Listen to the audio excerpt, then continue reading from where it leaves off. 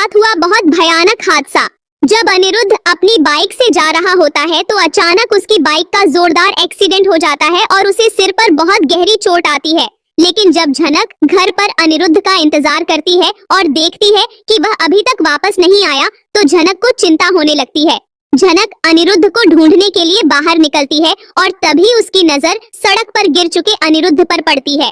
झनक देखती है कि अनिरुद्ध को किसी गाड़ी ने टक्कर मार दी है और वह बेहोश पड़ा हुआ है। झनक बिना वक्त गंवाए अनिरुद्ध को संभालने की कोशिश करती है और जब झनक उसे पानी पिलाती है तो अनिरुद्ध को होश आ जाता है।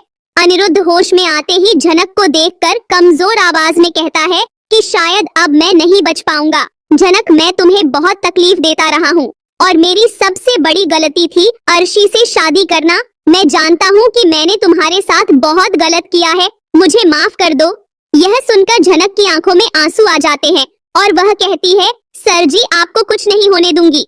झनक तुरंत अनिरुद्ध को अस्पताल ले जाती है जहां डॉक्टर उसका इलाज करते हैं और कुछ देर बाद अनिरुद्ध की हालत में सुधार आने लगता है। झनक यह देखकर राहत की सांस लेती है, लेकिन झनक के मन में यह सवाल घूमने लगता है कि आखिर अनिरुद्ध के साथ यह एक्सीडेंट हुआ या फिर इसे जानबूझकर करवाया गया है। झनक को शक होने लगता है कि यह कोई सामान्य दुर्घटना नहीं बल्कि एक सोची समझी साजिश है। झनक इस हादसे की सच्चाई का पता लगाने के लिए खुद जांच करना शुरू कर देती है और अस्पताल के पास लगे सीसीटीवी कैमरों की फुटेज देखने का फैसला करती है। जब झनक सीसीटीवी फुटेज देखती है तो उसके होश उड़ जाते हैं, क्योंकि वीडियो में साफ दिखता है कि अनिरुद्ध को टक्कर मारने वाली गाड़ी बार बार उसका पीछा कर रही थी और जब अनिरुद्ध खाली सड़क पर पहुंचता है तभी उस गाड़ी ने जानबूझकर उसकी बाइक को टक्कर मारी थी। यह देखकर झनक का शक और भी गहरा हो जाता है।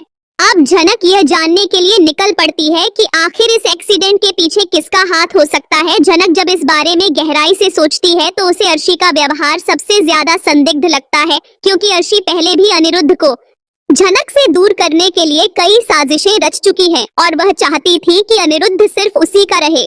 झनक को यह भी याद आता है कि कुछ दिनों पहले ही अर्शी ने गुस्से में आकर अनिरुद्ध से कहा था कि अगर वह उसके साथ नहीं रहेगा तो वह उसकी जिंदगी बर्बाद कर देगी। यह सब सोचकर झनक को पूरा यकीन हो जाता है कि इस एक्सीडेंट के पीछे अर्शी का ही हाथ हो सकता है, लेकिन झनक बिना सबूत के किसी को भी दोषी नहीं ठहराना चाहती, इसलिए वह इस पूरे मामले की सच्चाई निकालने का फैसला करती है। झनक उस गाड़ी की डिटेल्स निकालने की कोशिश करती है जिसने अनिरुद्ध को टक्कर मारी थी और आखिरकार उसे गाड़ी का नंबर मिल जाता है। जब झनक इस गाड़ी की जांच करवाती है तो पता चलता है कि यह गाड़ी अर्शी के नाम पर नहीं बल्कि उसके किसी करीबी के नाम पर रजिस्टर्ड है। यह जानकर झनक को पूरा यकीन हो जाता है कि इस हादसे के पीछे अर्शी ही हो सकती है। अब झनक सबूत इकट्ठा करने के लिए अपनी चाल चलती है और वह इस मामले की पूरी सच्चाई सामने लाने के लिए एक बड़ा प्लान बनाती है। झनक अब किसी भी हालत में यह साबित करना चाहती है कि अनिरुद्ध के साथ जो कुछ भी हुआ वह कोई हादसा नहीं बल्कि एक सोची समझी साजिश थी और वह इस साजिश के पीछे छुपे असली गुनहगार को सबके सामने लाकर रहेगी। अब देखना यह होगा कि झनक अपने प्लान में सफल हो पाएगी या नहीं और क्या वह अर्शी का असली चेहरा सबके सामने ला पाएगी। यह जानने के लिए जुड़े रहें और आगे के लेटेस्ट अपडेट के लिए हमारे साथ बने